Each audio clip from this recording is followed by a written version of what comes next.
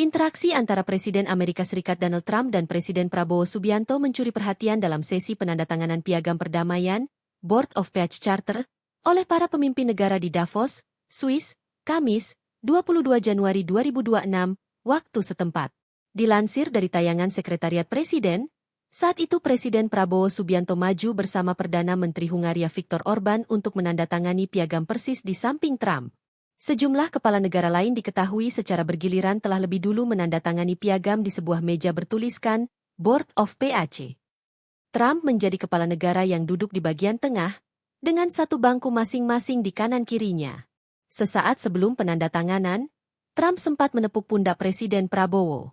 Tak sampai situ, Trump juga menyebut Prabowo sebagai pria tangguh. Dua pria tangguh, two tough guy, ucap Trump kepada Prabowo dan Victor.